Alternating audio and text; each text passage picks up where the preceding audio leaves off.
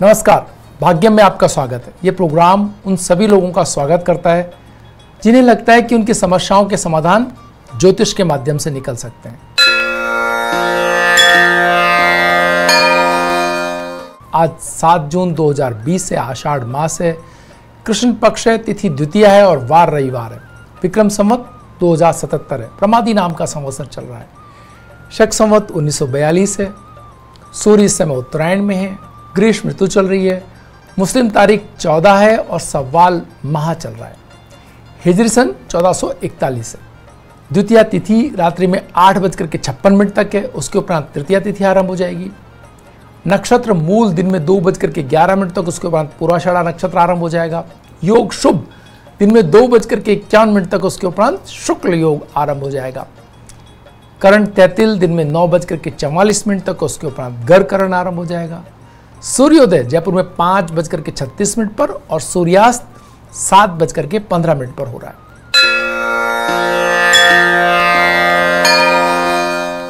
ग्रहों का गोचर देखें तो सूर्य वृष राशि में, मंगल कुंभ राशि में, बुध मिथुन राशि में, बृहस्पति मकर राशि में, शुक्र वृष राशि में, शनि मकर राशि में, राहु मिथुन राशि में, केतु धनु राशि में और चंद्रमा भी धनु राशि के अंदर गोचर भ्रमण कर रहे हैं। गणमूल दिन में 2:11 तक है और सर्वार्थ सिद्धि योग सूर्योदय से लेकर के दिन में 2:11 तक है। राजयोग दिन में 2:11 से अगले दिन सूर्योदय तक है।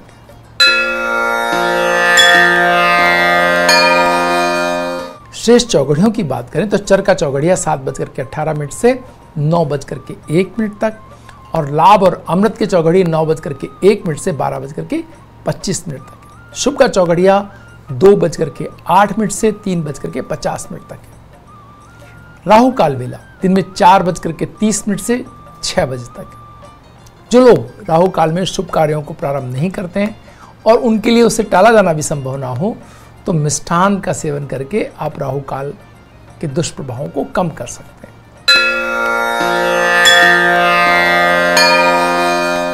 आइए अब बात करते हैं आज के दिन के मूड की। आज चंद्रमा केतु के साथ में धनु राशि के अंदर है। ये कैसी स्थिति है? ये एक ऐसी स्थिति को जन्म देता है जब केतु और चंद्रमा दोनों एक साथ हो जाएं तो बहुत सारी चिंताएं आपके मन में आ सकती हैं। बहुत सारे विचारों की श्रृंखला, पुरानी बात, नई बात, बड़ा आपके मन में उथल पुथल की स्थिति आज सुबह से ही आप देख सकते हैं। इसके लिए सबसे पहली बात यह है कि सुबह उठते ही मॉर्निंग में आप चाय के साथ में अगर कुछ बिना नहाए आप भोजन करते हैं, खाते हैं, तो कोई 2 बिस्किट आप साथ में ले सकते हैं। अच्छा व्यायाम कर सकते हैं और साथ ही साथ में एक अच्छी वार्तालाप अपने प्रियजनों से कर सकते हैं। ये आपको बड़ी आश्वस्त करेगी। साथ ही साथ में आपके मन में नकारात्मक विचारों को आने से हो सकता है कि यहीं पर ही स्टॉपेज लग जाए।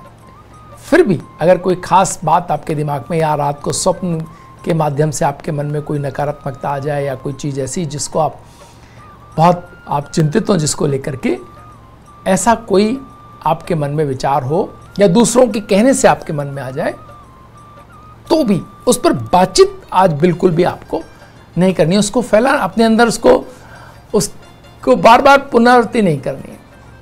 इससे आप अपने आप को नकारात्मक होने से बचा पाएंगे।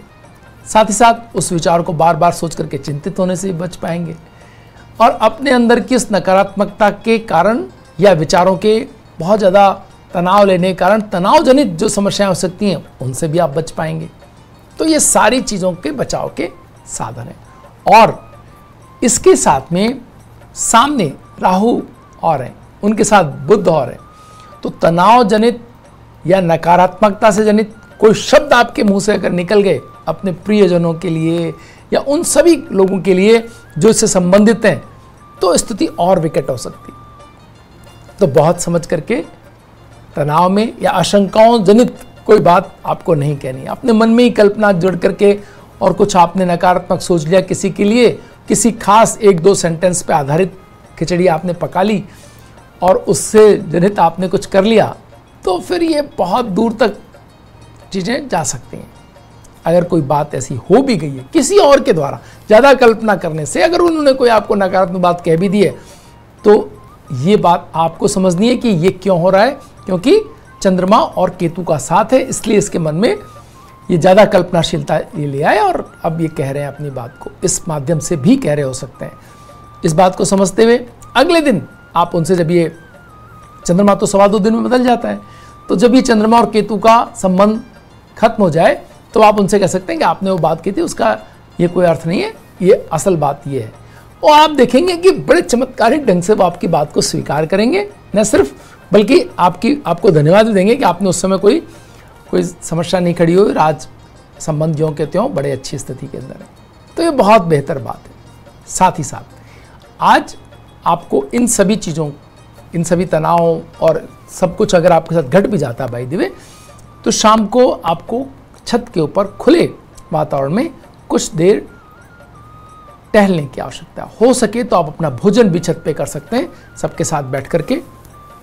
मौसम अच्छा हो तो आप ऊपर छत पे बैठ करके एक अच्छी आनंद आप प्राप्त कर सकते हैं परिवार के साथ, सभी के साथ में बैठ करके।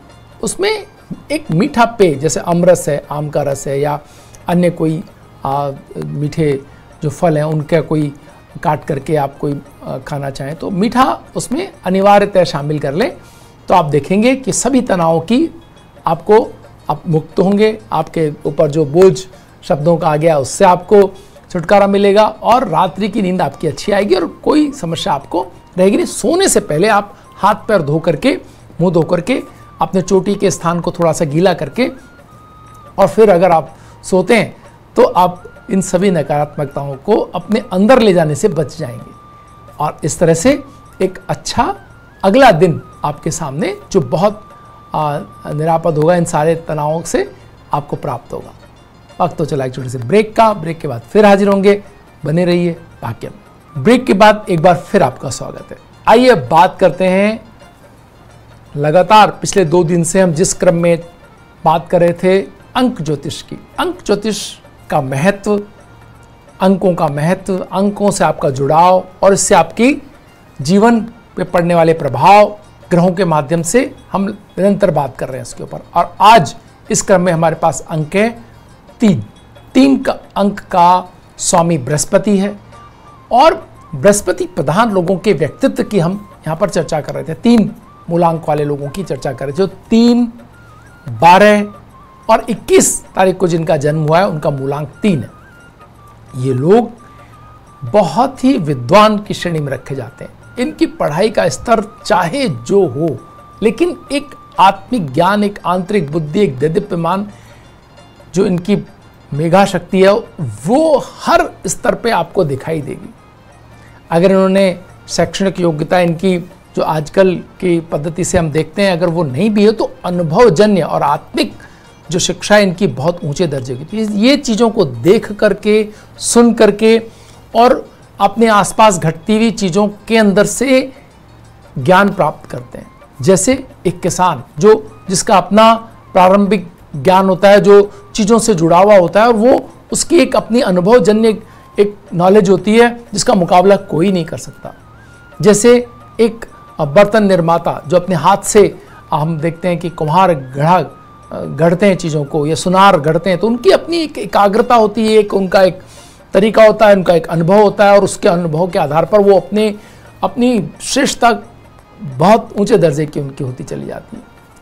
तो बृहस्पति प्रधान लोग दरअसल बहुत ही ऊंचे दर्जे के विद्वान लोग कह सकते हैं आप इनको।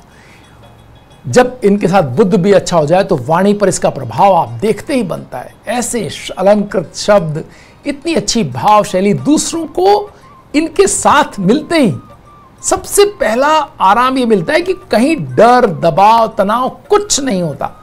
ये कोच, एक टीचर की तरह से आपको अपने साथ आगे लेकर के बढ़ने की इच्छा रखते हैं। आपको ग्रो करने के अवसर सबसे ज़्यादा इन्हीं के पास मिलते हैं। ये आपको ऊंचा उठाने का पूरा प्रयत्न करते हैं, आपको संवारते हैं, आपकी शिक्षित करते हैं, जितना भी इनके पास ज्ञान है आपको देते हैं और आगे बढ़ाते हैं। या आधिपत्य जमाने या किसी के ऊपर ये नॉलेज तो चाहते हैं कि इनकी बात को पूरी तरह से समझा जाए और उनको मान सम्मान उस इनके कैडर का मिले। ये इनके अंदर इस तरह का ईगो होता है कि इनके ईगो को अगर आपने छेड़ा तो फिर ये एक बहुत नाराज होकर के आपको बहुत तनाव में भी ये आपको दे सकते हैं। लेकिन जनरल कंडीशन में इनसे बेहतर कुछ नहीं, बहुत जल्दी धनवान हो जाते हैं, बहुत जल्दी अर्न करने लग जाते हैं। 17 साल की उम्र से ही जो लोग कार्य क्षेत्र में आप देखेंगे अपनी इंडिपेंडेंट होते हुए, वो बृहस्पति प्रधान लोग हैं। अपने परिवार को सजाने संवारने, उसकी मदद करने और अपने धन को अपने परिवार और अपने स्नेहीजनों के लिए उपलब्ध कराने वाले लोग बृहस्पति प्रधान लोग हैं। धार्मिक कार्यों और संस्थानों और चीज़ों को संभाल करके उनका सही स्वरूप लाने में जो लोग लगे हुए वो बृहस्पति प्रधान लोग हैं। मूलांक 3 के लोग हैं। मूलांक 3 के लोग हर उस ऑफिस, हर कल्चर, हर पार्टी, हर मित्र संगठन के अंदर जो लोग जीवन के अंदर सबको साथ लेके और एक गाइड, एक प्रदर्शक के तौर पर आपको जो दिखाई दें, वो सब लोग बृहस्पति प्रधान लोग हैं, मूलांक 3 के लोग हैं। इनकी शिक्षा की बात अगर करें तो इनका अध्ययन अध्यापन आत्मीय विषय इनका होता है। इनकी स्मरण शक्ति और एकाग्रता का स्तर बहुत अच्छा होता है और विषय को समझने की क्षमता भी बेजोड़ होने के कारण शिक्षण के क्षेत्र में जितना चाहे उतना आगे बढ़ सकते हैं। ये शिक्षा और धन के संबंध बैंकिंग सेगमेंट में इनका कोई मुकाबला नहीं। उच्च वैचारिक विषयों पर शोध कार्य करने में भी ये सक्षम होते हैं। ये अन्वेषण के क्षेत्र में या वैज्ञानिक दृष्टिकोण इनका और चीज़ों को आगे बढ़ाना और सार्वजनिक हित के लिए जो कार्य हैं सब के अंदर कैसे खोजपूर्ण बातें हो सकती हैं, कैसे चीज़ों को सही स्थिति में लाया जा सकता है, उसके लिए बहुत महत्वपूर्ण ढंग से कार्य करते हुए आपको ये दिखाई दे सकते हैं। यदि इनके आर्थिक स्थिति की बात की जाए तो आरंभिक उम्र में इनकी आर्थिक स्थिति थोड़ी परिवार की अच्छी नहीं रहती, इसलिए इनको आर्थिक जिम्मेदारियां थोड़ी जल्दी लेनी पड़ती हैं। लेकिन उम्र बढ़ने के साथ साथ इनकी आर्थिक स्थिति में सुधार आने लगता है। 33 वर्ष तक आते आते ये लोग अपनी स्थिति को बेहतर कर लेते हैं और एक से अधिक आमदनी के साधन जुटाने की इनकी बड़ी लालसा रहती है। इनके कार्य क्षेत्र की बात की जाए तो मूलांक 3 वाले सेना, पुलिस, प्रशासनिक अधिकारी, सचिव, राजदूत, बैंकों के अधिकारी, धार्मिक नेता, लेखक, अध्यापक, डिजाइनर, सेल्समैन, प्रोफेसर, सारे मतलब कोई एक सेगमेंट पे आप इन्हें बांध ही नहीं सकते, क्योंकि प्रतिभा तो जहां लगेगी उस चीज को ऊंचा कर देगी। आमतौर पर अपने कार्य में इन्हें हर चीज में दक्ष देखा गया है। ये लोग अपने कार्यों में निपुण होते हैं। अंक 3 के व्यक्ति विशेष योग्यता ये होती है कि उनको कोई भी काम दिया जाए कि उसको सफल कर सकते हैं। संगीत, लेखन, कला, सुंदरता, डिजाइनिंग और व्यवस्थापन के आदि के जो भी कार्य हैं उनको बहुत रुचिपूर्ण तरीके से करते हैं। ये बहुमुखी प्रतिभा के धनी ऐसे बेजोड़ लोग हैं कि कहीं भी आप इनको लगा दीजिए ये रिजल्ट देने में कैपेबल होते हैं अपने या अपने साथियों के माध्यम से। इसलिए कोई भी विशेष क्षेत्र इनके लिए निर्धारित करना बहुत कठिन है। जन्म कुंडली के आधार पर कोई जो साथी ग्रह होते हैं वो इनको रूल कर ले आते हैं इनकी प्रतिभा को, तो उस तरफ ही मुड़ जाते हैं। ये अपनी वाणी की दिव्यता और अच्छी तर्क शक्ति से सफल वकील, अध्यापक, कमेंटेटर्स, सेल्समैन, कुछ भी जो दायित्व इनको जीवन में पथ पर आते चल जाता है उसको बहुत अच्छी तरह वहन करते हुए आगे बढ़ते हुए दिखाई देते हैं। लेकिन इन्हें इस बात का ख्याल रखने की आवश्यकता है कि न तो अगर आप देखते होंगे कई बार मूलांक 3 के व्यक्ति बहुत बोलने में बहुत ज़्यादा समय या टाइम या खर्च कर देते हैं, तो इन्हें अगर ये इस लालच को रोक सकें, अपनी महानता को खुद बताने से रोक सकें, तो लोग फिर इनके बारे में बहुत अच्छी बात करते हुए आपको दिखाई दे सकते हैं। तो इन्हें इस बात का लालच अगर ये रोक पाएँ तो इनकी महानता का कोई मुकाबला नहीं कर सकता। अपने छोटों को ये बिना मांगे राय देना से रुक जाएं और अपनी सफलता की कहानी खुद ना कहें तो दुनिया फिर इनकी कहानी कहे, ऐसी स्थितियां बनती हैं। यदि ये दर्शन शास्त्र या आध्यात्मिक क्षेत्र में जाते हैं तो सर्वोच्च स्थान पाते हैं। इनके लिए मूलांक 3, 6 और 9 वाली तारीखें और लोग साथ ही बृहस्पतिवार का दिन सबसे अधिक अनुकूल रहता है। इसके अलावा शुक्रवार और मंगलवार भी इनके लिए शुभ रहता है।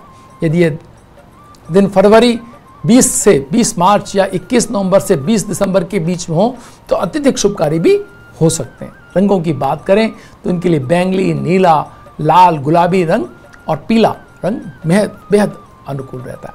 वक्त तो चला एक छोटे से ब्रेक का। ब्रेक के बाद फिर हाजिर होंगे, बने रहिए भाग्यमय। ब्रेक के बाद एक बार फिर आपका स्वागत है। आइए बात करते हैं भाग्यमय सितारों की। आज हमारे पास इस कड़ी में कुंडली है महेंद्र कपूर जी की। महेंद्र कपूर हिंदी फिल्मों के एक प्रसिद्ध पार्श्व गायक थे। उन्हें B.R. चोपड़ा की फिल्मों हमराज, गुमराह, धूल के फूल, वक्त, धुन में विशेष रूप से यादगार गाने गाए। इसमें से अधिकांश फिल्मों में संगीतकार रवि ने संगीत दिया था। महेंद्र कपूर का जन्म 9 जनवरी 1934 को अमृतसर में हुआ था। पार्श्व गायन में करियर बनाने के लिए वे कम उम्र में ही मुंबई आ गए थे। 1953 की फिल्म मदमस्त में साहिर लुधियानी के गीत आप आए तो ख्याले दिल नौशाद आया से उन्होंने फिल्म कैरियर की शुरुआत की थी। 27 सितंबर 2008 को बीमारी से लड़ने के पश्चात उनका स्वर्गवास हो गया था। 1963 में इन्हें फिल्म गुमराह के गीत चलो एक बार चलें के लिए फिल्म फेयर पुरस्कार भी दिया गया। 1967 में हमराज फिल्म के गीत के लिए नीले गगन के तले के लिए एक बार फिर से फिल्म फेयर पुरस्कार मिला और 1974 में भी रोटी कपड़ा और मकान के एक गीत के लिए इन्हें फिल्म फेयर पुरस्कार दिया गया। आइए हम उनकी उपलब्ध कुंडली के माध्यम से उनके व्यक्तित्व की विशेषताओं को समझने का प्रयास करते हैं और कला के जगत में जो लोग हैं उन्हें इससे एक दिशा देने की कोशिश करते हैं। कैसे सितारे होते हैं, कौन से सितारे होते हैं जो कला जगत के अंदर ऊंचाइयां देते हैं, गायन के क्षेत्र में ऊंचाइयां देते हैं और वो स्थिति उत्पन्न कराते हैं कि आप सर्वोच्च को छूते हैं। यहां बृहस्पति और चंद्रमा, मित्रों हम लगातार ये आपको स्थिति बताने की कोशिश कर रहे हैं कि जिन भी कुंडलियों के अंदर बृहस्पति और चंद्रमा का कोई दृश्य संबंध या साथ होता है वो कुंडलियां विशिष्ट कुंडली हो जाती हैं। ऐसी ही ये कुंडली एक और महेंद्र कपूर जी की कुंडली हमारे सामने है। यहां बृहस्पति और चंद्रमा कन्या राशि के अंदर उपलब्ध है। कन्या राशि वाणी की राशि है और जो वाणी की राशि में जब बृहस्पति हुए तो इन्होंने उनको शब्दों के क्षेत्र में यानी कि गायन के क्षेत्र में एक इतनी ऊंचाई दी कि जिसकी मिसाल आज भी हम दे सकते हैं। साथ ही साथ में सबसे महत्वपूर्ण बात, सूर्य और बुध लग्न के अंदर बृहस्पति की राशि के अंदर है। इसने उनको साहस दिया, एक अलग तरह की आवाज दी। महेंद्र कपूर जी की आवाज, हम जो लोग आवाज के क्षेत्र को समझते हैं, जो गायन को में रुचि रखते हैं, उन्हें निश्चित ही पता होगा कि ये एक अलग तरह की आवाज थी। उस समय उनके समकालीन मुकेश और रफ़ी जो थे गायन के क्षेत्र में बहुत ऊंचाई पर थे, लेकिन उनकी एक अलग तरह की आवाज़ ने उनको एक अलग स्थान, एक अलग ऊंचाई प्रदान करी। शनि और राहु और मंगल के साथ द्वितीय स्थान में होने ने उनकी आवाज़ को एक ऐसा गंभीर दिया, ऐसी गंभीरता भरी आवाज़ थी उनकी जो उनके समकालीन लोगों से बिल्कुल अलग थी और इस बात ने उनकी प्रतिभा, उनकी लोकप्रियता को एक अलग ऊंचाई दी। मित्रों एक बहुत महत्वपूर्ण बात यहाँ पर हम देख सकते हैं कि बृहस्पति और सूर्य का जो एक जो संबंध बन रहा है यहाँ पर, क्योंकि सूर्य बृहस्पति की राशि के अंदर है और बृहस्पति बुध की राशि में है। बुध और बृहस्पति का राशि परिवर्तन ये एक ऐसा संयोग होता है जिस संयोग से अब वाणी के क्षेत्र में जो लोग काम कर रहे हैं, जिन बच्चों की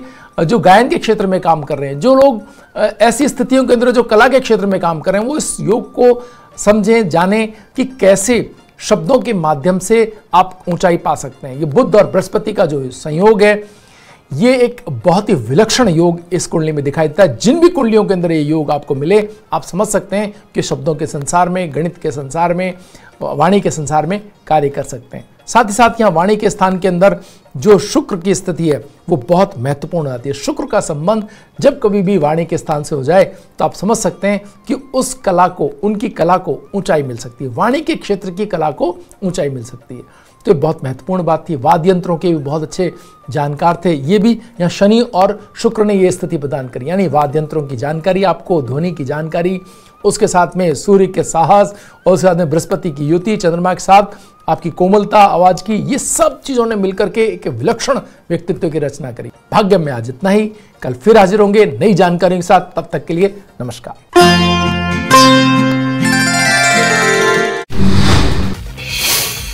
टीम इंडिया